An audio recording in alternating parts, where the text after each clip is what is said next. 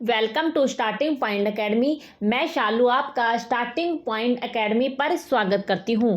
आपको पता है आपका EMRS पेपर 2-3 दिन बाद होने वाला है, तो हम उसके लिए आपको एक PDF EMRS 2025 कंप्यूटर की ICT की आपको अवेलेबल करवा रहे हैं। इसमें मैंने क्वेश्चन लिए हैं और कुछ क्वेश्चन के एक्सप्लेन लिए हैं। ये हमारा फर्स्ट पार्ट रहेगा। अगर आप इस वीडियो की PDF लेना चाहते हैं तो टेलीग्राम चैनल को ज्वाइन कर लेना। वहाँ पर हम ये PDF आपको अवेलेबल करवा देंगे और आप स्पीडली इसका रिवीजन कर सकते हैं। और आपके पेपर में EMRS 2025 का क्वालिफाई पेपर है, 10 गुना इसमें दिए जाएंगे। तो आपको ये पता है कि इसमें बेसिक ही क्वेश्चन पूछे जाएंगे, तो हमने नॉर्मली ही क्वेश्चन लिए हैं। ठीक है, तो एक पार्ट हम आपको आज करवा देंगे और एक वीडियो आपको करवा देंगे। तो लगभग उसमें से क्वेश्चन 15 नंबर का आएगा, तो आपके कवर हो जाएंगे। ठीक है, तो वीडियो को देख लेना और कुछ क्वेश्चन एक्सप्लेन करेंगे और फास्टली इसको रिवीजन करेंगे। ये एक PDF आपको मिलेगी रिवीजन के तौर पर, और ये जो वीडियो हम बना रहे हैं ये भी आपको रिवीजन के ही तौर पर मिलेगी।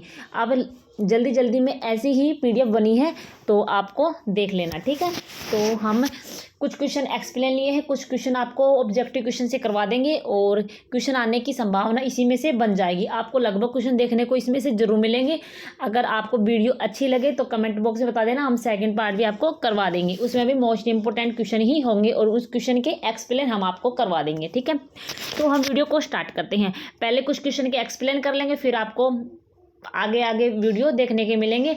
तो जो इम्पोर्टेंट पॉइंट होंगे हम आपको उसको एक्सप्लेन कर देंगे, और जो इम्पोर्टेंट पॉइंट नहीं होंगे वो आप PDF आपको अवेलेबल करवा देंगे, आप खुद पढ़ लेना। ठीक है, तो मैं कराऊंगी तो ज़्यादा टाइम लगेगा, आप PDF से पढ़ लेना। ठीक है, अगर आप KVS के NVS के भी उसमें भी तो आएगा, तो उसमें हम आपको डिटेल से कंप्यूटर समझाएंगे। ठीक है, तो हम वीडियो को स्टार्ट करते हैं। हमारा है कंप्यूटर। कंप्यूटर कंप्यूट शब्द से लिया गया है, ये आपको पता है, ये आपने पढ़ भी लिया होगा। कंप्यूट शब्द से लिया गया है जिसका अर्थ है गणना करना। ठीक है, जिसका अर्थ है गणना करना। अगर पेपर में आ जाए आपके पास कि कंप्यूटर क्या है, तो आपको याद होना चाहिए कंप्यूटर एक इलेक्ट्रॉनिक उपकरण है। ठीक है, इलेक्ट्रॉनिक उपकरण है जो डेटा निर्देशों को इनपुट के रूप में लेता है, उन्हें निर्देश के अनुसार संसाधित करता है और आउटपुट का उत्पादन करता है। ठीक है, ये कुछ बेसिक बातें थी और ये आई होप आपको इतना पता होगा। हम चलते हैं, तो हम पढ़ेंगे आपको कि कंप्यूटर की विशेषताएं क्या होती है। तो ये आपको पता है कंप्यूटर एक स्पीड देता है। ठीक है, स्पीड देता है, और ये पढ़ लेना आपको मिलियन इंस्ट्रक्शन पर सेकेंड है। अगर आपके फुल फॉर्म आ जाए तो हम आपको करवा रहे हैं, तो आप देख लेना। ठीक है, तो ये आपको पता है कंप्यूटर की विशेषता। अगर पेपर में आ जाएगा कि इनमें से कंप्यूटर की विशेषता कौन सी नहीं है, तो आपको बेसिक पॉइंट लेने हैं कि कंप्यूटर की विशेषता हमारे पास स्पीड होती है। ठीक है, एक तो हमारे पास स्पीड हो गया, दूसरा हमारे पास एक्यूरेसी हो गई, शुद्धता कहते हैं जिसे, एक्यूरेसी हो गई। तीसरा हमारे पास, आपको ऐसे ही याद करना है, ज़्यादा डिटेल में नहीं जाना, अभी इतना टाइम भी नहीं है कि आप ज़्यादा डिटेल में पढ़ो। एक्यूरेसी हो गई, स्पीड हो गई। थर्ड हमारे पास हो गया एक लगन हो गया, जिसे कहते हैं डेलीजेंस कहते हैं। ठीक है, ये तीसरा हो गया। फोर्थ हमारे पास वर्सैलिटी हो गया, जिसे बहुमुखी प्रतिभा कहते हैं। ठीक है, ये पॉइंट याद रखना है। ठीक है, ज़्यादा डिटेल नहीं जाना आपको, कि स्पीड हो गई, एक्यूरेसी हो गई। और इसको याद रखना, इसमें IQ लेवल नहीं होता है, नो IQ लेवल, इसमें बुद्धि नहीं होती है। ठीक है, एक्यूरेसी, डिलीजेंस हो गया, लगन हो गया, बहुमुखी प्रतिमा हो गई, वर्सटिलिटी हो गई, और एक्यूरेसी हो गई, स्पीड हो गई। आपको इनकी विशेषता याद रखनी है। पेपर में आ जाएगा कि कंप्यूटर की इनमें से विशेषता कौन सी नहीं है। ठीक है, तो आपको स्टोरेज इसकी विशेषता है, इसमें कंप्यूटर में स्टोरेज है क्योंकि इसमें हम बड़ी मात्रा में स्टोर कर सकते हैं। ठीक है, आपको ये पॉइंट याद रखने हैं। ठीक है, ज़्यादा नहीं जाने हैं। कंप्यूटर के मुख्य कंपोनेंट हैं, आपको याद रखने हैं। कंपोनेंट हैं, इनके घटक दिए गए हैं, जैसे इनके कंप्यूटर के दिए गए हैं। एक हमारे पास इसका घटक CPU हो गया। ठीक है, याद रखना है। और आपको ये भी याद रखना है, CPU को क्या कहते हैं, कंप्यूटर का मस्तिष्क कहते हैं। ठीक है, मस्तिष्क कहते हैं। ठीक है, याद रखना है, कंप्यूटर का मस्तिष्क किसे कहते हैं। अगर पेपर में आ जाए तो आपको बताना है, CPU को कहते हैं। ठीक है, नेक्स्ट है हमारे पास, आपके पेपर में आ जाएगी CPU की फुल फॉर्म क्या है, आपको याद रखना है। CPU की कंट्रोल यूनिट है। ठीक है, और ALU की फुल फॉर्म आ जाए तो याद रखना है अर्थमेटिक लॉजिक यूनिट है, जो गणितीय और तार्किक ऑपरेशन करती है। पेपर में आ जाएगा इनमें से कौन, 4 ऑप्शन दे देंगे और इनमें से आपसे पूछ लिया जाएगा कि इनमें गणितीय और तार्किक ऑपरेशन कौन करता है। तो आपको याद रखना है ALU करता है अर्थमेटिक लॉजिक यूनिट करता है। और कंट्रोल यूनिट का क्या कार्य है, तो इसमें दे देंगे आपको निर्देशों का निष्पादित करते हैं, कंप्यूटर के विभिन्न हिस्सों को नियंत्रित करता है, जिसका इसका नाम है कंट्रोल यूनिट, मतलब नियंत्रित करना। फिर हमारे पास है जो कंप्यूटर के जो, इसमें हमने आपको याद रखना है, हम इसमें आपको डिटेल से नहीं करवा रहे, इसमें इम्पोर्टेंट पॉइंट ही लिए गए हैं। कभी आप कह दो मैम कभी आप किस पॉइंट पे पहुंचोगे, कभी किस पॉइंट पे पहुंचोगे, आपको रिवीजन हो रहा है एक तरह से आपका। मेमोरी, एक हमारे पास है रैम, एक हमारे पास रोम है। तो इसका फुल फॉर्म क्या है, रैंडम एक्सेस मेमोरी, RAM की फुल फॉर्म क्या है, रैंडम एक्सेस मेमोरी, जो हमारे पास अस्थायी मेमोरी है। आपको याद रखना है RAM रैंडम एक्सेस मेमोरी है, और ये क्या हमारे पास क्या है, अस्थायी मेमोरी है। इसका कहने का मतलब है क्या, जब हम मतलब अगर हमने कंप्यूटर चला रखा है, मान लो हमने कंप्यूटर चला रखा है, बीच में हमारी लाइट चली जाती है, तो उसमें क्या होता है, अस्थायी मेमोरी है, जो हमारे पास डाटा है वो हमारे पास समाप्त हो जाएगा। ठीक है, अचानक जाएंगी तो इसे कहते हैं अस्थायी मेमोरी। और इसी के विपरीत हमारे पास है रोम, ये हमारे पास क्या है, स्थायी मेमोरी है। स्थायी मेमोरी का मतलब ये है कि हमारे पास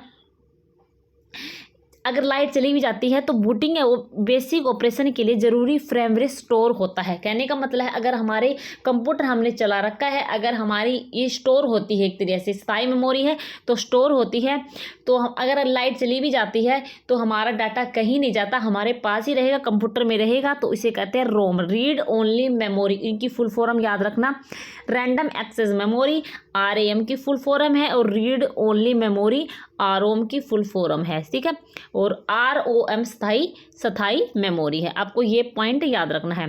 कैश मेमोरी काफ़ी इंपॉर्टेंट पॉइंट है, हम आपको बता देते हैं। कैश मेमोरी क्या है, कैश मेमोरी है हाई स्पीड मेमोरी होती है, हाई स्पीड मेमोरी होती है कैश मेमोरी, जो CPU डेटा को एक्सेस टाइम को कम करने के लिए उपयोगी होती है। तो कैश मेमोरी आएगा, ये हाई स्पीड मेमोरी होती है। ये पॉइंट आपको याद रखना है। चलते हैं नेक्स्ट पॉइंट की तरफ। इनपुट और आउटपुट डिवाइस। इनपुट डिवाइसेस क्या है, ये उपकरण इनपुट को डेटा और निर्देश इनपुट करने के लिए उपयोग होते हैं, जो कि कीबोर्ड और माउस है।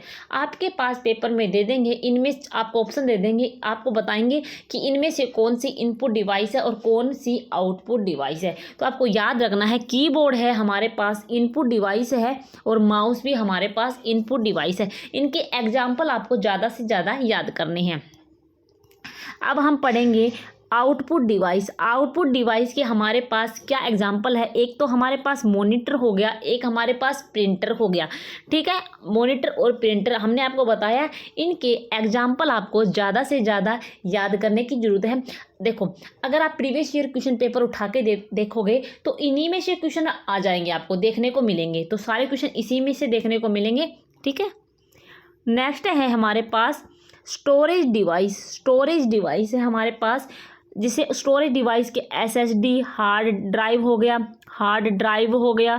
ठीक है, USB ड्राइव जैसी डिवाइसेस डाटा को स्थायी रूप से स्टोर करने के लिए उपयोग होता है स्टोरेज डिवाइस।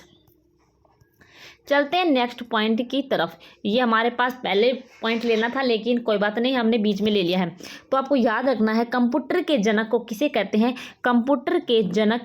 हैं, चार्ल्स बेबेज को कहा जाता है। और एक आपको याद रखना है, चार्ल्स बेबेज ने किसका आविष्कार किया था, एनालिटिकल इंजन का आविष्कार किया था। एक पॉइंट आपको ये भी याद रखना है, एनालिटिकल इंजन का आविष्कार किसने किया था, चार्ल्स बेबेज ने किया था। ठीक है, और इसके जो पॉइंट है ये आप पढ़ लेना, PDF आपको मिल जाएगी टेलीग्राम चैनल पर। चलते हैं नेक्स्ट पॉइंट की तरफ। अब हम पढ़ते हैं कुछ क्वेश्चन। फर्स्ट क्वेश्चन है, कंप्यूटर द्वारा संसाधित डेटा जो अर्थ बताता है और सूचना पर भविष्य में निर्णय लेने के लिए लोगों के लिए उपयोगी होता है को खालिस्तान कहा जाता है। और फर्स्ट ऑप्शन है बाइट, सेकंड हमारे पास जानकारी, थर्ड है डेटा और फोर्थ है हमारे पास निबल। जो ब्लैक डार्क हो रहा है यही हमारा राइट आंसर होगा जानकारी। कंप्यूटर द्वारा संसाधित डेटा जो अर्थ बताता है और सूचना पर भविष्य में निर्णय लेने के लिए लोगों के लिए उपयोगी होता है तो खालिस्तान क्या कहते हैं, उसको जानकारी कहते हैं। ठीक है, हमारी जानकारी हमारे लिए क्या होगी, उपयोगी होगी। तो बी हमारे पास राइट आंसर होगा। ये क्वेश्चन, जितने भी क्वेश्चन है ये किसी ना किसी एग्जाम में आए हुए हैं, मतलब प्रीवियस ईयर क्वेश्चन है। ठीक है, कई क्वेश्चन तो आपको आपके EMRS पेपर में ही मिल जाएंगे। ठीक है, पिछली बार एक क्वेश्चन आया था, अगर आपने प्रीवियस ईयर क्वेश्चन देखा होगा तो कुछ इसमें से कौन से प्रतिनिधित्व करता, तो ऐसे पॉइंट करके ऐसे टू ऐसे क्वेश्चन करके दे दिए होंगे, आपने देखे होंगे, एक क्वेश्चन आया था। तो हम इसके बारे में आप पढ़ेंगे। बाइट एक डिजिटल सूचना की एक यूनिट है। एक बाइट बराबर 4 बिट होते हैं। एक बाइट बराबर 8 बिट होते हैं, सॉरी 8 बिट है, ये 8 बिट होते हैं। ठीक है, आपको याद रखना है एक बाइट बराबर 8 बिट होते हैं। देखो फिर कहते हैं कौन सा, अगर आपसे 255 के बीच में ऐसा कुछ ऑप्शन आ जाए, अगर आपको वैल्यू दे देंगे, 4 वैल्यू दे देंगे, आपको याद रखना है 0 से लेकर अगर आपकी वैल्यू 255 के अंतर्गत आती है तो उस पर आपको टिक लगाना है। अगर 255 से ज़्यादा चली जाएगी तो वो आपका राइट आंसर नहीं होगा। ऐसा क्वेश्चन PYQ में आया था, EMRS 2023 में जो क्वेश्चन आए थे उसमें से पूछा गया था। अगर आपको विश्वास नहीं होता तो आप प्रीवियस ईयर क्वेश्चन जाके देखें। आपको वैल्यू याद रखनी है 0 से 255, इससे ज़्यादा ऊपर चली जाएगी तो वो हमारा रॉन्ग आंसर हो जाएगा। और ठीक है, ऐसे क्वेश्चन आपको निकालने हैं। तो ये पॉइंट अब मैंने आपको बता दिया कि पिछली बार पूछा गया था। नेक्स्ट है हमारे पास, आपको याद रखना है एक निबल किसके बराबर होता है, तो आपको याद रखना है 4 बिट के बराबर एक निबल होता है। ठीक है, एक निबल किसके बराबर होता है, 4 बिट के बराबर। चलते हैं नेक्स्ट पॉइंट की तरफ। ये हमारे पास क्वेश्चन आ चुका है। एक कंप्यूटर सिस्टम के एक साधारण मॉडल में 4 इकाइयाँ होती है। निम्नलिखित में से कौन सा विकल्प मॉडल का सबसे अच्छा वर्णन है। तो आपको बताना है जो कंप्यूटर सिस्टम में साधारण रूप से 4 इकाइयाँ होती है और उन इकाइयों में सबसे अच्छा आपको बताना है मॉडल का सबसे अच्छा वर्णन क्या है, मतलब जो 4 इकाइयाँ हैं वो हमारे कंप्यूटर में कौन सा मेल खाती है। तो आपको बताना है। राइट आंसर तो आपको लग गया होगा, डार्क हो रहा है, ये आपके लिए है क्योंकि आपको PDF में ज़्यादा टिकने लगानी पड़ी। जैसे अभी इतना टाइम नहीं है कि मैं आपको पीछे देखने पड़े आपको आंसर, तो मैंने इसीलिए ऐसी ही PDF बना दी है। तो इनपुट डिवाइस आपको पता है कंप्यूटर का भाग है, आउट भी है, मेमोरी भी है, वो प्रोसेसिंग यूनिट भी है। तो ये चारों पॉइंट काफ़ी इंपॉर्टेंट है और यही हमारा राइट आंसर होगा। जो कंप्यूटर सिस्टम के साधारण मॉडल में 4 इकाइयाँ होती है उनका सबसे अच्छा मॉडल इनपुट, आउटपुट और मेमोरी हो गया, मतलब स्टोरेज मेमोरी हो गया और प्रोसेसिंग यूनिट हो गया। तो राइट आंसर ऑप्शन ए होगा। नेक्स्ट है हमारे पास इनपुट डिवाइस। इनपुट डिवाइस आपको याद रखना है कीबोर्ड। इसके इनपुट डिवाइस के क्या आएंगे, आपके पास एग्जाम्पल आएंगे जो आपको याद रखने हैं और इन्हीं में से आपसे पेपर में पूछा जाएगा। तो फर्स्ट हमारे पास इनपुट डिवाइस क्या है, कीबोर्ड है। ठीक है, कीबोर्ड हमारे पास क्या है, इनपुट डिवाइस है। सेकंड हमारे पास आ गया माउस, हमारे पास क्या है, इनपुट डिवाइस है। थर्ड हमारे पास क्या है, स्कैनर है, स्कैनर। माइक्रोफोन भी हमारे पास क्या है, माइक्रोफोन भी क्या है, इनपुट डिवाइस है। वेबकैम भी क्या है, हमारे पास इनपुट डिवाइस है। चलते हैं आउटपुट डिवाइस की तरफ। आउटपुट डिवाइस हमारे पास क्या है, मॉनिटर है, आउटपुट। प्रिंटर भी हमारे पास आउटपुट। स्पीकर भी हमारे पास आउटपुट है और एक हमारे पास है प्रोजेक्टर भी हमारे पास क्या है, आउटपुट डिवाइस है। तो ये पॉइंट आपको, हेडफोन भी आ गया है, एक हेडफोन भी हमारे पास क्या है, आउटपुट डिवाइस है। ऐसे तो हमारे पास जैसे इनपुट डिवाइस में स्कैनर हो गया और पेन हो गए, वो ऑप्टिकल लाइट पेन आते हैं, वो भी हमारे पास क्या है, इनपुट डिवाइस है। तो अब हम पढ़ेंगे, चल आपको पेपर में अगर आ जाए कि ENIAC की फुल फॉर्म क्या है, तो आपको याद रखनी है, ये इसकी फुल फॉर्म है electronic numerical integrated and computer. ये इसकी फुल फॉर्म है। काफ़ी इंपॉर्टेंट पॉइंट है, अगर आपके पेपर में आ जाता है तो आपको याद रखना है electronic numerical integrated and computer, ये इसकी फुल फॉर्म है, आपको याद रखना है। फिर आपको याद रखना है कि ENIAC इसका आविष्कार किसने किया था, तो एक तो आपको याद रखना है जे प्रेस्पर ने, एक तो आपको ये याद नाम रखना है जे प्रेस्पर ने, और एक आपको याद रखना है जॉन मोचली ने। तो आपके पेपर में आ जाता है कि ENIAC का आविष्कार किसने किया था, तो जे प्रेस्पर और जॉन मोचली ने, और इसकी फुल फॉर्म आपको 2 पॉइंट आपको याद रखना है। और अगर पेपर में आएगा तो इनसे बाहर कुछ नहीं जाएगा, ठीक है, कुछ भी ही बेसिक क्वेश्चन आएंगे। फिर आपको एक फुल फॉर्म आपको दिया गया है कि इसकी फुल फॉर्म पूछी जाएगी, तो वो भी आपको याद रखना है, ठीक है।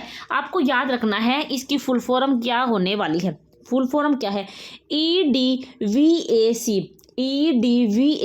की फुल फॉर्म क्या है, मतलब क्या है, तो राइट आंसर हमारे पास बी ऑप्शन होगा, electronic discrete variable automatic computer. तो बी आंसर आपको राइट होगा। अगर आप PDF लेना चाहते हैं तो टेलीग्राम चैनल को ज्वाइन कर लेना, मोस्ट इंपोर्टेंट टॉपिक भी है, और हमने आपके लिए रिवीजन के लिए है ये PDF ली है। कमेंट आया था भाई हमें एक वीडियो प्लेवर करा दो, तो उसी के लिए है, ठीक है।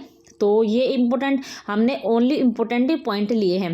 फर्स्ट है कंप्यूटर की पीढ़ी। आपके पेपर में आ जाएगा कि कंप्यूटर की जो पीढ़ी है उसमें कौन सी तकनीक, फर्स्ट पीढ़ी में कौन सी तकनीक का प्रयोग किया गया था, सेकंड में कौन सी किया गया था, तो वही है। तो कंप्यूटर की पीढ़ी है, फर्स्ट कंप्यूटर की पीढ़ी है, उसमें यूज किया गया था vacuum tube. Vacuum tube first पीढ़ी में यूज किया गया था, आपको याद रखना है। सेकंड में क्या गया था, ट्रांजिस्टर। सेकंड में क्या उपयोग किया गया था, ट्रांजिस्टर। और थर्ड कंप्यूटर की पीढ़ी में क्या यूज किया गया था, इंटीग्रेटेड सर्किट, ठीक है, इंटीग्रेटेड सर्किट यूज किया गया था थर्ड पीढ़ी में। आपको याद रखना है, आपके पेपर में आ जाएगा कि फर्स्ट पीढ़ी में क्या यूज किया गया था, आपको बताना है वैक्यूम ट्यूब, सेकंड पीढ़ी में ट्रांजिस्टर, और कंप्यूटर की थर्ड पीढ़ी में इंटीग्रेट सर्किट यूज किया गया था, और फोर्थ पीढ़ी में माइक्रो प्रोसेसर, और इसकी LSI large scale integration, very large scale integration, ये इसकी हो गई है फुल फॉर्म। फिर है हमारे पास फिफ्थ पीढ़ी में ULSI ultra large scale integration. अगर आपके पेपर में ये ऑप्शन में न आकर AI ऑप्शन में आ जाए तो वही हमारा राइट आंसर होगा आर्टिफिशियल इंटेलिजेंट, ठीक है। आर्टिफिशियल इंटेलिजेंट पिछली बार EMRS 2023 में क्वेश्चन पूछा गया था कि AI की फुल फॉर्म क्या है, तो आपको याद रखना है आर्टिफिशियल इंटेलिजेंट 5वीं पीढ़ी में आता है, और AI का प्रयोग किया गया था, तकनीक है, ठीक है। आई होप आपको याद हो गई होगी। फर्स्ट पीढ़ी हमारे पास वैक्यूम ट्यूब होगी, सेकंड हमारे पास ट्रांजिस्टर होगी, थर्ड हमारे पास इंटीग्रेटेड सर्किट होगी, फोर्थ हमारे पास माइक्रो प्रोसेसर होगा, और फिफ्थ पीढ़ी में ULSI ultra large scale integration या AI होगा, मतलब आर्टिफिशियल इंटेलिजेंट होगा। आई होप आपको ये पॉइंट अच्छे लगे होंगे, और आपके पेपर में अगर आ जाए तो आपको ज़रूर करके आना है। तो ऐसे क्वेश्चन पेपर में आ जाएगा कंप्यूटर की दूसरी पीढ़ी में खालिस्तान का प्रयोग किया गया था। तो कंप्यूटर की दूसरी पीढ़ी में खालिस्तान का किसका प्रयोग किया गया था, तो ट्रांजिस्टर का प्रयोग किया गया था। तो ये पॉइंट आपको याद रखना है, ठीक है। चलते हैं नेक्स्ट क्वेश्चन की तरफ जो काफ़ी इंपॉर्टेंट है आपके पेपर में। फिर हमारे पास है पीढ़ी के कंप्यूटर में माइक्रो प्रोसेसर का उपयोग किया जाता है। तो आपको याद रखना है माइक्रो प्रोसेसर हमें अभी आपको पढ़ाया है कि चौथी पीढ़ी में प्रयोग किया जाता है, तो राइट आंसर हमारे पास बी हो जाएगा, ठीक है। चलते हैं नेक्स्ट क्वेश्चन की तरफ। कंप्यूटर का जनक किसे कहते हैं, तो आपको याद रखना है कंप्यूटर का जनक चार्ल्स बेबेज को कहा जाता है, ऑप्शन बी होगा। क्वेश्चन नॉर्मल ही पूछे जाएंगे, अगर हार्ड क्वेश्चन पूछे जाएंगे तो वो सभी के लिए ही हार्ड होंगे, ठीक है।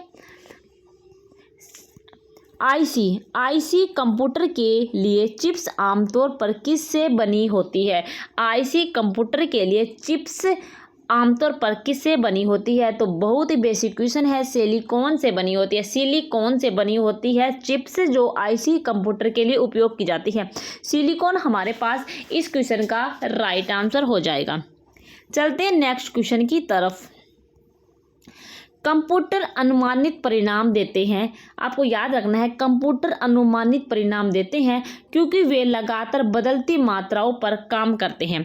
तो उसका जो बदलती मात्राओं पर जो काम करते हैं वो हमारे पास राइट आंसर एनालॉग हो जाता है। आपको एनालॉग के बारे में हम आपको बताते हैं, जब भी हम भौतिक चीज़ों के बारे में, फिजिकल जो हमारे पास चीज़ होती है, मतलब भौतिक जो चीज़ें होती है, भौतिक जो हमारे पास जिसकी हम मापन करते हैं, भौतिक जैसे हमारे पास टेम्परेचर हो गया, प्रेशर हो गया, जो दाब हो गया, किसी भी भौतिक चीज़ों का मापन करते हैं तो आपको याद रखना है उसमें एनालॉग कंप्यूटर का ही प्रयोग किया जाता है। एनालॉग कंप्यूटर का ही प्रयोग किया जाता है। तो आपको याद रखना है एनालॉग अगर के आपके पेपर में आता है तो आपको भौतिक याद रखना है, फिजिकल कंपोनेंट आपको याद रखना है, जिसमें टेम्परेचर हो गया, जो बदलती मात्रा होती है, जैसे टेम्परेचर हो गया, आज हमारा कौन सा कितना टेम्परेचर है और कल हमारा कितना टेम्परेचर हो गया, तो ये हमारे पास क्या होगी, बदलती मात्रा होगी। कल कितना प्रेशर था, आज कितना प्रेशर है, तो ये हमारे पास क्या होगी, भौतिक जो होती है, फिजिकल जो चीज़ें होती है वो बदलती ही रहती है। तो बदलती मात्रा क्या होगी, टेम्परेचर आज का कितना है, कल का कितना रहेगा, तो अलग अलग है, मतलब बदलती रहती है। तो उसमें क्या रहता है, एनालॉग होता है। ठीक है, आज चलते हैं इस क्वेश्चन की, पढ़ते हैं थोड़ी सी डिटेल। अब पढ़ लें, देखो जो हमने बताया वही आपको मिलेगा। एनालॉग कंप्यूटर लगातार बदलती भौतिक मात्राओं के परिवर्तन पर काम करते हैं। ठीक है, इसका बेहतरीन उदाहरण है थर्मामीटर। ठीक है, थर्मामीटर समझ लो, या टेम्परेचर, प्रेशर, कुछ भी आ सकता है। अब हम पढ़ते हैं डिजिटल कंप्यूटर क्या होता है।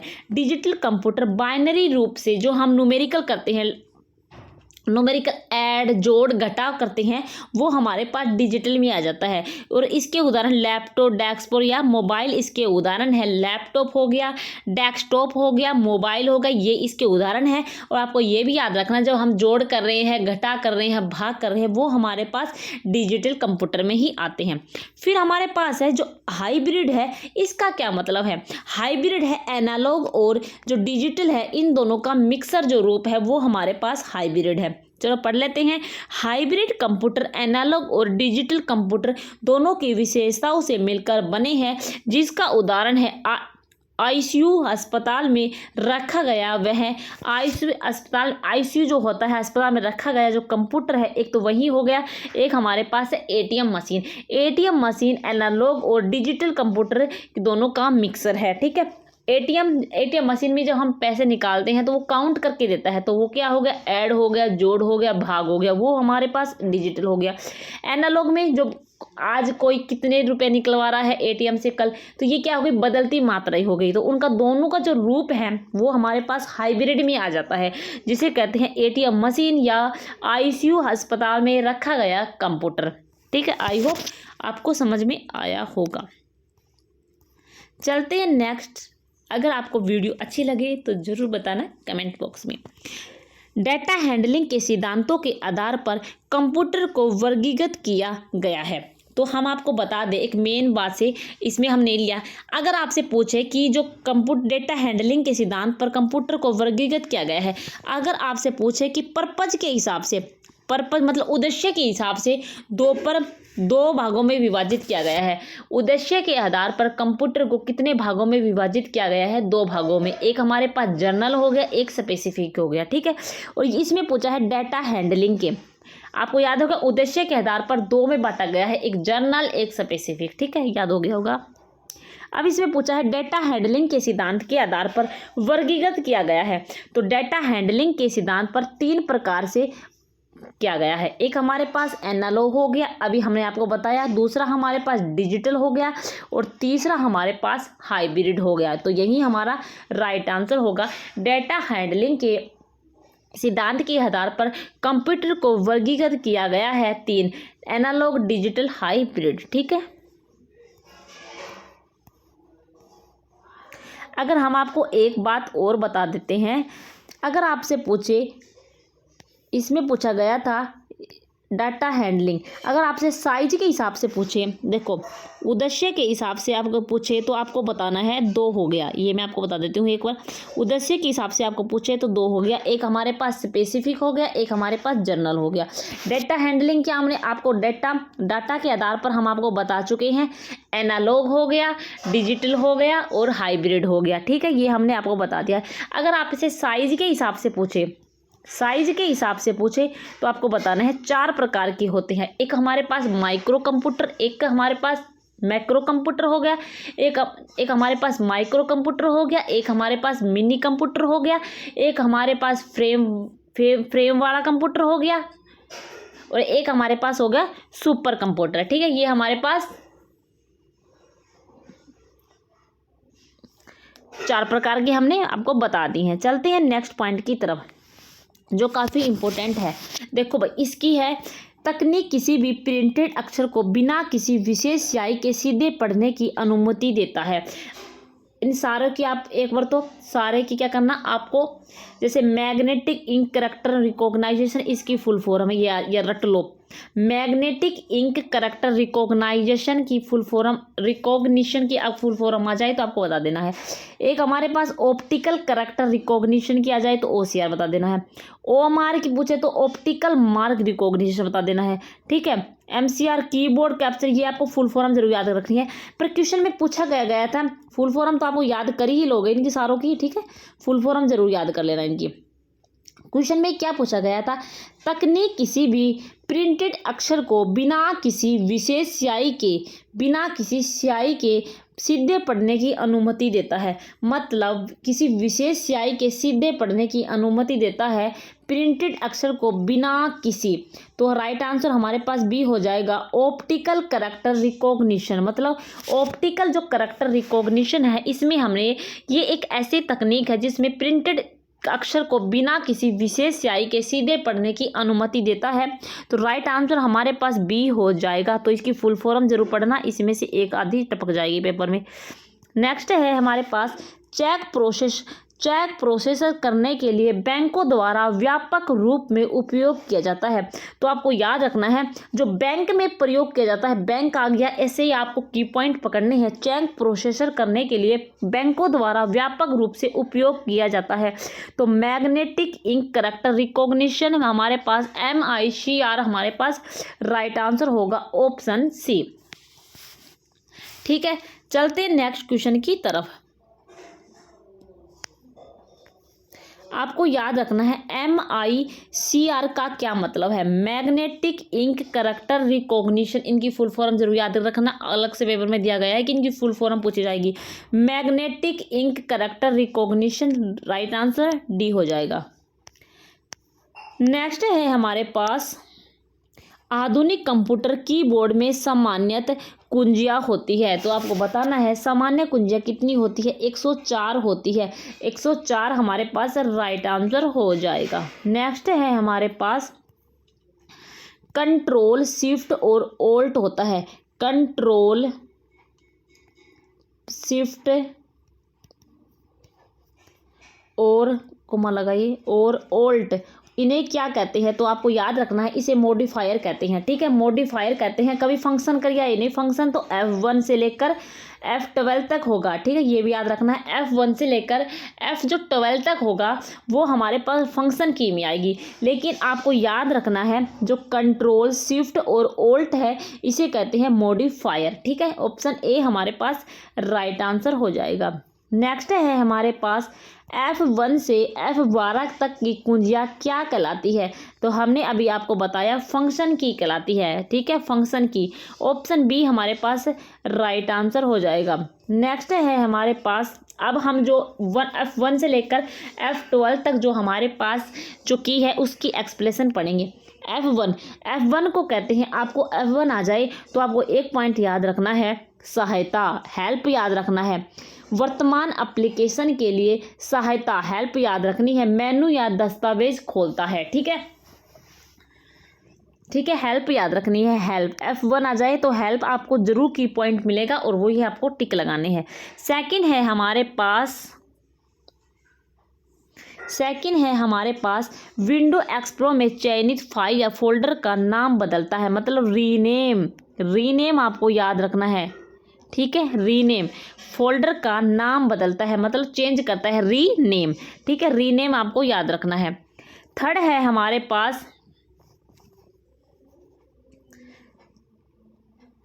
इसमें आपको F3 आ जाएगा तो खो जाएगा, मतलब रिसर्च आएगा, रिसर्च, ठीक है। रिसर्च आपको नजर आएगा, खोज, रिसर्च। इंग्लिश में देखना आपको ये पॉइंट जरूर नजर आएंगे, ठीक है। F5 पे चलते हैं, हमको F4 पर आपको बंद नजर आएगा, मतलब क्लोज। विंडो को आप क्या करोगे, क्लोज करोगे। F4 पर आप क्या करोगे, विंडो को क्लोज करोगे, ठीक है। ये पॉइंट आपको नजर आएंगे। F5 पर आपको क्या नजर आएगा, रिफ्रेश। F5 पर क्या नजर आएगा, रिफ्रेश नजर आएगा। और F6 पर आपको क्या नजर आएगा, एड्रेस, पता, एड्रेस नजर आएगा, एड्रेस। F5 पर रिफ्रेश और F6 पर आपको नजर आएगा एड्रेस, ठीक है। F7 पर आपको क्या नजर आएगा, काफ़ी मोस्ट इम्पोर्टेंट F7 रहेगा। इसमें आपको ग्रामर और स्पेलिंग की जांच करनी है। F7 में आपको ग्रामर और स्पेलिंग की जांच करनी है, ठीक है। F8 पर मेनू खोलता है, विंडो को स्टार्टअप करता है, स्टार्टअप मेनू खोलता है। F8 क्या रहेगा, स्टार्टअप मेनू खोलता है, ठीक है। नेक्स्ट है हमारे पास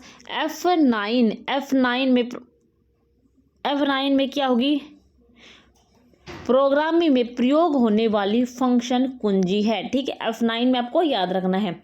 F10 में क्या होगा, कई अनुप्रयोगी एप्लीकेशन में मेनू बार को सक्रिय रूप से, F10 में होगा मेन्यू बार आपको नजर आएगा, मेन्यू बार। और F11 में F11 पर क्या होगा, पूर्ण स्क्रीन मोड टोंग, जैसे कि एंटर करोगे आप, एंटर नजर आएगा, और एग्जिस्ट, ठीक है। एंटर और एग्जिस्ट ऐसे आपको शब्द नजर आएंगे। और F12 में सेव एज आपको नजर आएगा, ठीक है। F12 में चलते हैं नेक्स्ट पॉइंट की तरफ। किस डिवाइस को पॉइंटिंग डिवाइस कहा जाता है, आपको बताना है इन ऑप्शन में से किस डिवाइस को पॉइंटिंग डिवाइस कहा जाता है। काफ़ी मोस्ट इम्पोर्टेंट पॉइंट है, याद रखना है, माउस को पॉइंटिंग डिवाइस कहा जाता है। चलते हैं नेक्स्ट पॉइंट की तरफ। बेसिक क्वेश्चन है और ऐसे ही पेपर में आ जाएंगे। कंप्यूटर का मस्तिष्क खालिस्तान को कहा जाता है, तो हमने आपको पहले ही बता दिया है कि कंप्यूटर का मस्तिष्क CPU को कहा जाता है, जिसकी फुल फॉर्म है central processing unit. Option B हमारे पास राइट ऑप्शन रहेगा। चलते हैं नेक्स्ट क्वेश्चन की तरफ। CPU का मतलब क्या है, हमने अभी आपको बताया है सेंट्रल प्रोसेसिंग यूनिट हमारे पास इसकी फुल फॉर्म रहेगी। और हम आपको ये भी बताते हैं कि जो हम आपको क्वेश्चन करवा रहे हैं ये किसी न किसी एग्जाम में जरूर आए हुए हैं, सारे प्रीवियस PYQ क्वेश्चन है। सेंट्रल प्रोसेसिंग यूनिट जिसे कहते हैं कंप्यूटर का मस्तिष्क, और ये हमारे पास CPU का मतलब है, ठीक है। चलते हैं नेक्स्ट क्वेश्चन की तरफ। मोस्ट इम्पोर्टेंट क्वेश्चन लिए गए हैं। हमने आपको बताया है 4 बिट बराबर एक निबल होता है और 8 बिट बराबर एक बाइट होता है। अगर आपके पेपर में आ जाए तो आपको याद रखना है 1 KB बराबर कितने होते हैं, 1 KB बराबर 1024 बाइट होते हैं। और 1 किलोबाइट बराबर एक, ठीक है, ये इसकी फुल फॉर्म है, आपको याद रखना है, ठीक है। अब चलते हैं नेक्स्ट की तरफ। 1 MB बराबर 1024 KB होता है और 1 GB बराबर 1024 MB होता है। और 1 टेराबाइट 1 गीगाबाइट 1 TB बराबर 1024 गीगाबाइट होता है। ये आपको फुल फॉर्म मिल जाएगी, आप याद रख लेना इनको सारे को। 1 पेटाबाइट बराबर 1024 टेराबाइट होता है। 1 एक्साबाइट बराबर 1024 पेटाबाइट होता है।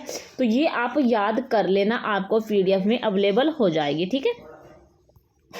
नेक्स्ट है हमारे पास प्राथमिक मेमोरी जो प्रकृति में अस्थिर होती है वह खालिस्तान होती है। तो प्राथमिक मेमोरी में दो प्रकार की पाई जाती है, एक तो हमारे पास रैंडम एक्सेस मेमोरी, एक हमारे पास रोम एक्सेस मेमोरी।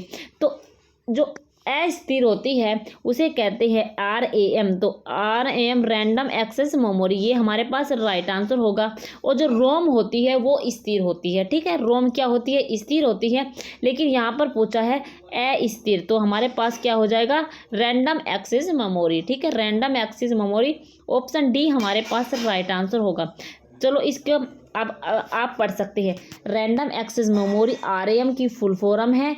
इस प्रकार की प्राथमिक मेमोरी है जो स्थिर होती है, जिसका बिजली बंद होने पर अपना डाटा खो देती है। मैंने आपको पहले ही बता दिया है कि जो हमारी लाइट चली जाती है, अगर हम कंप्यूटर चला रखे हैं तो रैम जो मेमोरी होती है वो हम अपना डाटा खो देती है। ठीक है, ठीक है, ये आप पढ़ लेना, आपको PDF मिल जाएगी। फिर हमारे पास है read only memory ROM। ROM क्या है? बिजली बंद होने पर भी अपना डाटा नहीं खोती है, बरकरार रखती है। और RAM अपना डाटा को बनाए रखने के लिए निरंतर बिजली की आवश्यकता होती है। मतलब RAM को निरंतर बिजली की, डाटा की आवश्यकता होती है, लेकिन जो ROM है उसको बिजली चली भी जाए तो उसका डाटा उसके अपने अंदर ही रहता है। ठीक है, पढ़ते हैं अगला पॉइंट।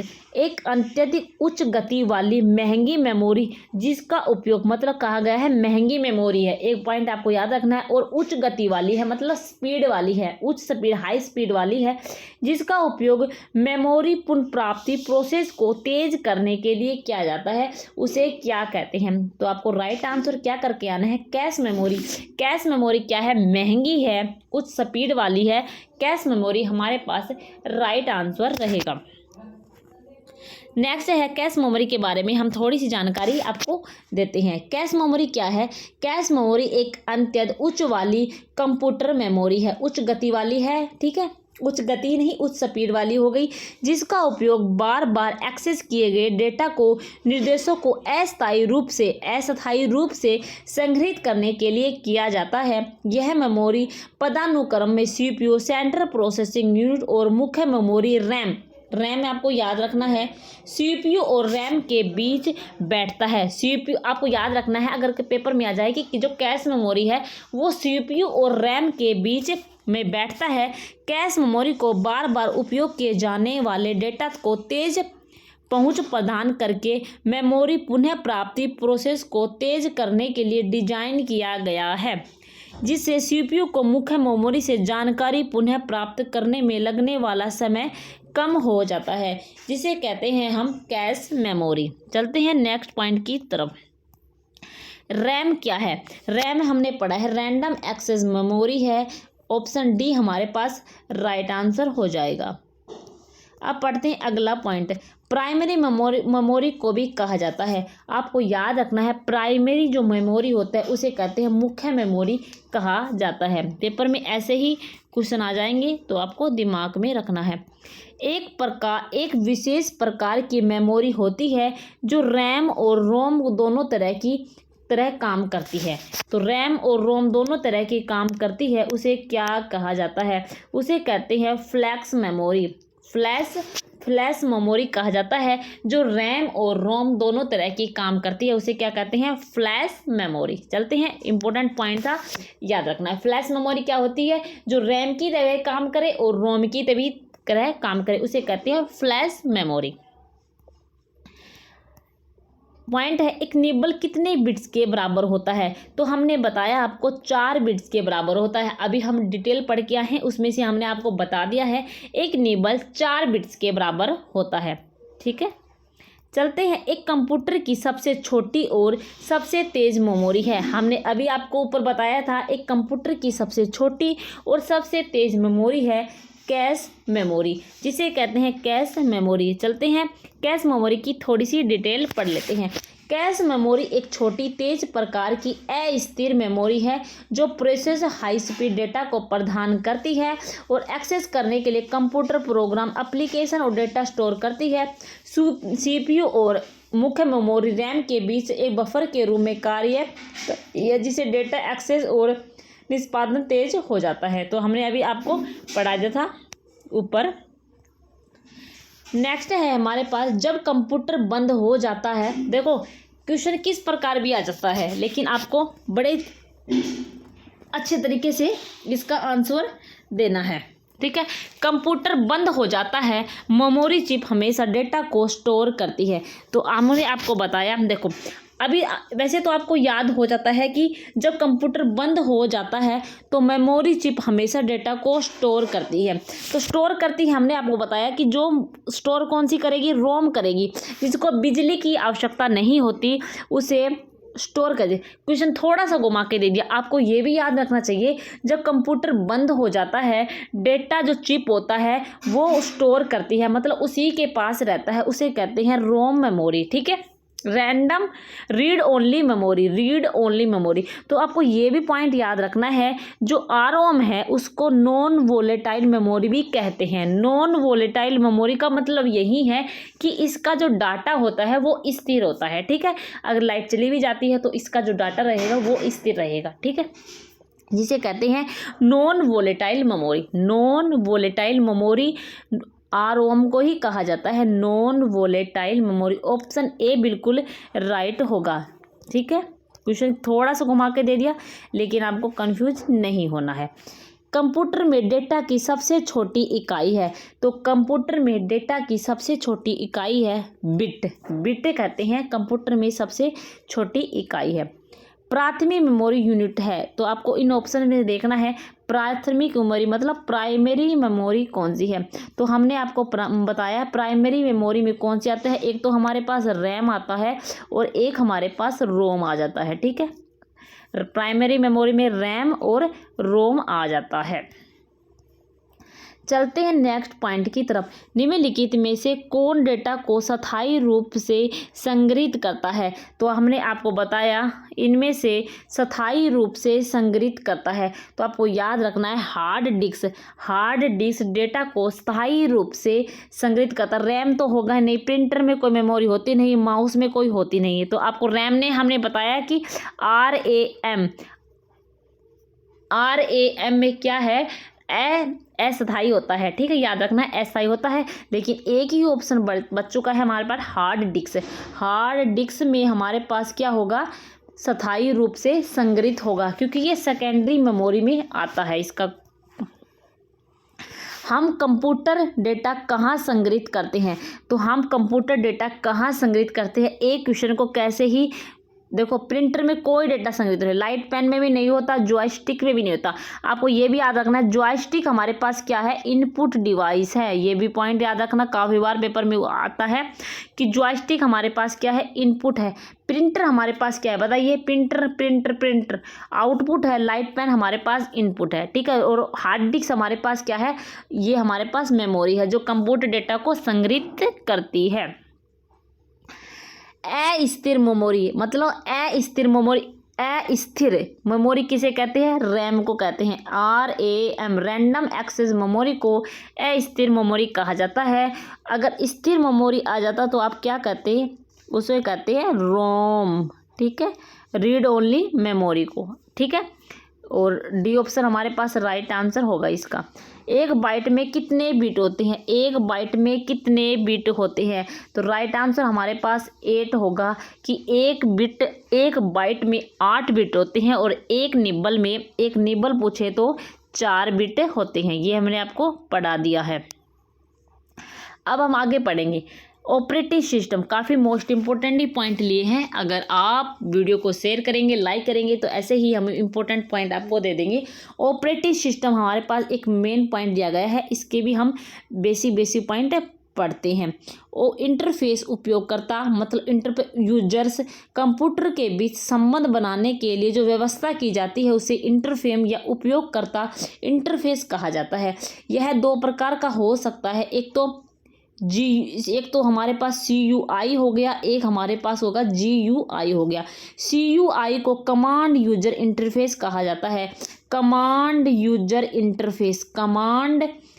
इंटरफेस कहा जाता है, ठीक है। ये हमारे पास इसकी फुल फॉर्म है, इसको याद रखना। और कमांड यूजर इंटरफेस का एग्जांपल पूछे तो आपको DOS आपको बता देना है, ठीक है। फिर हमारे पास है GUI। GUI का graphical user interface. Graphical user interface इसकी फुल फॉर्म है, ठीक है। और इसकी फुल फॉर्म पूछे तो विंडोज आपको बताना है, ठीक है। फिर हमारे पास है ऑपरेटिंग सिस्टम के मुख्य कार्य क्या है, आपको बताना है। एक ऑपरेटिंग सिस्टम होता है, उसके मुख्य कार्य क्या है। प्रक्रिया मैनेजमेंट का कार्य होता है, मतलब प्रोसेसिंग मैनेजमेंट का कार्य है। दूसरा है हमारे पास मेमोरी मैनेजमेंट का होगा। एक हमारे पास फाइल मैनेजमेंट का, एक सुरक्षा का हो गया, मतलब सिक्योरिटी का हो गया। तो ये हमारे पास ऑपरेटिंग सिस्टम के मुख्य कार्य है, ठीक है। फिर हमारे पास है ऑपरेटिंग सिस्टम, कुछ मुख्य ऑपरेटिंग सिस्टम है, इसके एग्जाम्पल आपको याद रखना है। आपके पेपर में आ जाएगा कि इनमें से कौन सा ऑपरेटिंग सिस्टम है, तो आपको याद रखना है MAC OS Macintosh operating system Apple द्वारा डिजाइन किया गया है।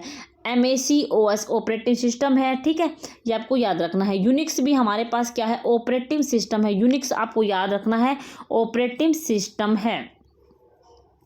लाइनेक्स भी आपको याद रखना है, लिनक्स भी आपको याद रखना है, ये भी हमारे पास क्या है, ऑपरेटिंग सिस्टम है। ये एग्जाम्पल आपको जरूर दिमाग में रखने हैं। उबंटू भी क्या है, लिनक्स आधारित ऑपरेटिंग सिस्टम है। फिडोरा भी क्या है, लाइनेक्स पर आधारित ऑपरेटिंग सिस्टम है। फिडोरा भी आपको याद रखना है, उबंटू भी आपको याद रखने हैं, ये ऑपरेटिंग सिस्टम है। ये हमारे पास बोस क्या है, भारत ऑपरेटिंग सिस्टम सॉल्यूशन है, ठीक है। बोस भी ऑपरेटिंग सिस्टम है। सोलारिस भी क्या है, ऑपरेटिंग सिस्टम है। सोलारिस भी ऑपरेटिंग सिस्टम है।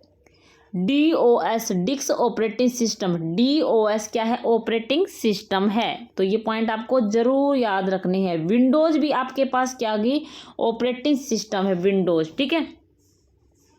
और ये किसके द्वारा है, माइक्रोसॉफ्ट के द्वारा ये लॉन्च की गई थी। विंडोज क्या है, ऑपरेटिंग सिस्टम है। ये काली भी क्या है, हमारे पास ऑपरेटिंग सिस्टम है।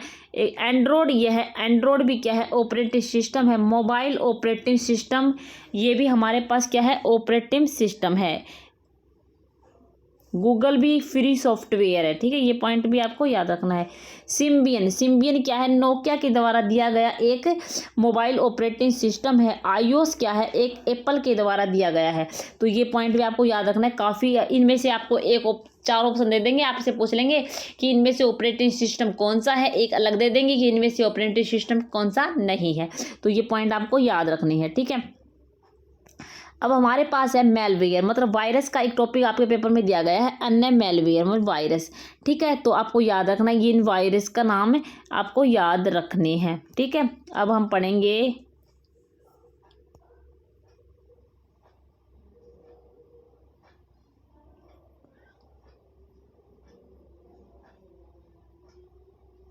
ये हमारे पास ये जो नाम है ये वायरस है, जैसे कि माइडूम, ससीर, नेट स्काई, सेलमुलर, ये आपको याद रखना ये वायरस ही है, ठीक है। अब हम पढ़े हैं जो मोस्ट इम्पोर्टेंट जो आपके पेपर में आ जाता है। सेकंड है हमारे पास स्पैमिंग हमारे पास क्या है, स्पैमिंग हमारे पास क्या है, वायरस है। अज्ञात स्रोतों से बल्क मेल भेजना स्पैमिंग कहलाता है। मतलब क्या है, ये हमारे पास स्पैम आएगा। स्पैम आपने ईमेल पे देखागा, पहले नहीं आते थे, लेकिन अब आपके मोबाइल में आप देखोगे तो स्पैम लिखा आएगा, स्पैमिंग आ गया है। तो ये क्या है, ईमेल से संबंधित है, बल्क ईमेल से, मतलब ईमेल से, ठीक है। आपको ऐसे दे देंगे ईमेल, वो क्या होगा, स्पैम ईमेल, ईमेल से संबंधित है। हमारे पास क्या है, स्पैमिंग, आपको याद रखना है स्पैमिंग ईमेल से संबंधित है अज्ञात स्रोतों से। मतलब आप ना तो उसको जानोगे ना पहचानोगे, आपके पास कोई ईमेल दे देंगे और आपसे पूछेंगे, आप सोचोगे क्या वैलिड भी ईमेल होगा, लेकिन वो क्या होती है, आपके पास क्या हो रहा है, ये वायरस है। बल्क मेल भेजना स्पैमिंग के रूप में जाना जाता है अज्ञात स्रोतों के द्वारा। मतलब आप उसको नहीं जानोगे, स्पैम हो जाएगा, ईमेल आपको भेज दे देंगे, ठीक है। स्पैमिंग आपको याद रखना है ईमेल से संबंधित है, ऐसे ये पॉइंट आपको याद रखना है। फिर हमारे पास है फिशिंग हमारे पास क्या है, थोड़ा सा और बड़ा करते हैं।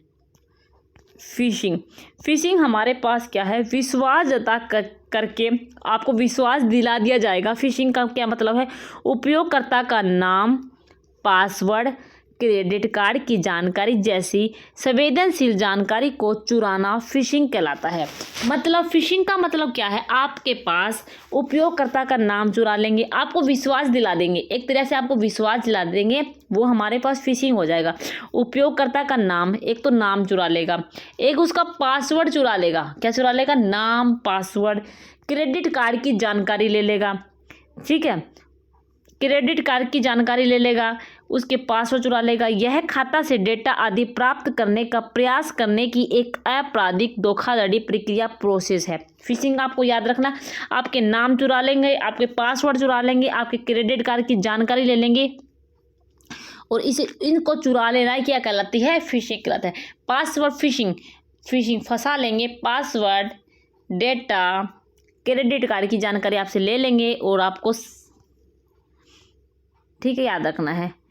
विशिंग क्या होता है? विशिंग क्या है? यह एक फिशिंग का ही हिस्सा है। ये वायरस एंड फिशिंग एक अपराध वायर कॉल भेजकर किया जाता है। आपके पास एक अपराध वॉइस कॉल भेज देंगे और आपसे पूछेंगे आप उसको है आपके अकाउंट में ऐसे पैसे ट्रांसफ़र करना है, आपको जहाँ से में लेंगे और आपको कभी भी पासवर्ड नहीं बताना। ये हमारे पास विशिंग हो जाएगा, ठीक है। समसिंग, ये तीसरे प्रकार की फिशिंग है। जो फिशिंग हमने पढ़ा था उसमें पासवर्ड ले लेंगे, वही है ये फिशिंग, ठीक है। आपके पास लुभावने संदेश भेजकर यह अपराध किया जाता है, को याद रखना है। स्पाईवेयर काफ़ी इंपॉर्टेंट है, आपको याद रखना। स्पाईवेयर क्या है? यह एक सॉफ्टवेयर है, मतलब ये वायरस सॉफ्टवेयर है जो आपके कंप्यूटर पर आपकी गतिविधियों की जासूसी करने और लोगों को इस डेटा को रिपोर्ट करने के लिए स्थापित किया जाता है। स्पाईवेयर क्या है? आपकी जासूसी की जाएगी। स्पाईवेयर क्या है? जासूसी की जाएगी, आप पर नियंत्रित, आपको जासूसी का मतलब आप पर नज़र रखी जाएगी, ठीक है, और आपके डेटा को रिपोर्ट करने के लिए स्थापित किया जाएगा, ठीक है। आपके डेटा पर नज़र रखी जाएगी और आप पर जासूसी की जाएगी, आपकी गतिविधियों पर, जो भी आप प्रोसेस करोगे उस गतिविधियों पर आपकी जासूसी की जाएगी। और एडवेयर्स क्या होता है? आपको पता है, आपके चैनल पर कोई विज्ञापन भेजेंगे, ऐड भेजेंगे, ठीक है, इस पर क्लिक भी कहते हैं,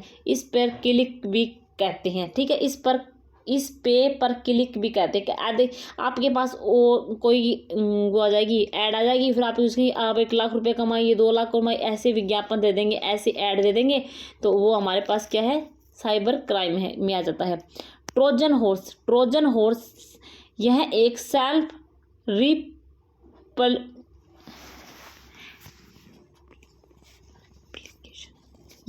सेल्फ रिप्लिकेशन प्रोग्राम नहीं है, यह एक वैध प्रोग्राम है।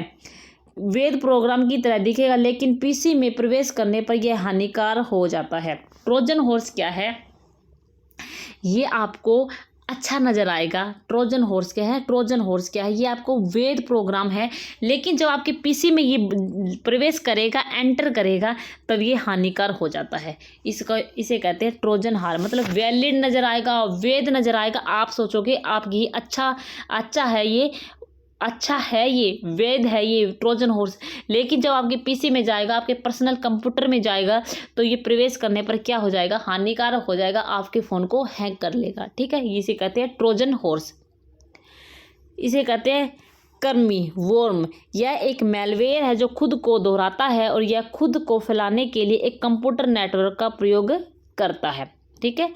और सोशल इंजीनियरिंग किसी को लालच देकर या किसी को प्रमाणित स्रोत बताकर संवेदनशील जानकारी प्राप्त करने के लिए एक विधि है। स्पूफिंग यह एक सोशल इंजीनियर का ही एक हिस्सा है जो व्यक्ति को जानकारी प्रदान करने के लिए बनाने के लिए संदेश भेजा जाता है। तो ये पॉइंट याद रखना, आपको पीडीएफ मिल जाएगी, उसमें आप स्निफिंग याद रखना। स्निफिंग क्या है? याद रखना, स्निफिंग यह नेटवर्क से गुजरने वाले सभी संदेशों को ट्रैक, मॉनिटर और कैप्चर करने के लिए कहते हैं, ठीक है। आपको ये पॉइंट भी याद रखना है। लॉजिक बम भी है, यह एक दुर्भावना कोड है, ये भी एंटीवायरस में ही आते हैं, ठीक है। तो चलते हैं नेक्स्ट पॉइंट की तरफ। चलो भाई, इसमें तो GUI की फुल फॉर्म क्या है? Graphical user interface. Graphical graphical user interface, GUI की फुल फॉर्म है graphical user interface. Option B हमारे पास राइट आंसर होगा। नेक्स्ट है हमारे पास BIOS का मतलब क्या है? Basic input output system. Basic input output system BIOS की फुल फॉर्म है। ऑप्शन सी हमारे पास राइट आंसर रहेगा। नेक्स्ट है हमारे पास ऑपरेटिंग सिस्टम एक प्रकार का है। आपको याद रखना है जो ऑपरेटिंग सिस्टम है हमारे पास, वो एक प्रकार का क्या है? सिस्टम सॉफ्टवेयर है। सिस्टम सॉफ्टवेयर है हमारे पास एक ऑपरेटिंग सिस्टम, ठीक है। नेक्स्ट है हमारे पास उपयोगकर्ता एप्लीकेशन सॉफ्टवेयर और कंप्यूटर के हार्डवेयर के बीच इंटरफेस के रूप में कार्य करता है। तो राइट आंसर हमारे पास ऑप्शन सी होगा, सिस्टम सॉफ्टवेयर। सिस्टम सॉफ्टवेयर उपयोगकर्ता एप्लीकेशन सॉफ्टवेयर और कंप्यूटर के हार्डवेयर के बीच इंटरफेस का जो कार्य करता है उसे कहते हैं सिस्टम सॉफ्टवेयर। चलते हैं नेक्स्ट क्वेश्चन की तरफ। निम्नलिखित में से कौन सा ऑपरेटिंग सिस्टम नहीं है? ऐसे क्वेश्चन करने के लिए सबसे पहले आपको ये पता होना चाहिए कि कौन से हमारे पास ऑपरेटिंग सिस्टम है। मैंने आपको पहले भी बताया है कि आपके पेपर में नॉर्मली क्वेश्चन पूछे जाएंगे। अगर आप दूसरे पार्ट का इंतजार करना चाहते हैं तो टेलीग्राम चैनल को ज्वाइन कर लेना। वहाँ पर आपको ये PDF अवेलेबल हो जाएगी। सेकेंड बात ये है, अगर आप सेकंड पार्ट ऐसे ही रिवीजन के लिए मोस्ट इंपॉर्टेंट क्वेश्चन आप करना चाहते हैं तो हमें कमेंट बॉक्स में ज़रूर बताना। तो ऑपरेटिंग सिस्टम नहीं है तो विंडोज़ हमारे पास ऑपरेटिंग सिस्टम है, ये हमने आपको अभी बताया। लिनक्स जो है वो भी ऑपरेटिंग सिस्टम है। मैक OS भी हमारे पास ऑपरेटिंग सिस्टम है, लेकिन फायरफॉक्स है ये हमारे पास ऑपरेटिंग सिस्टम नहीं है।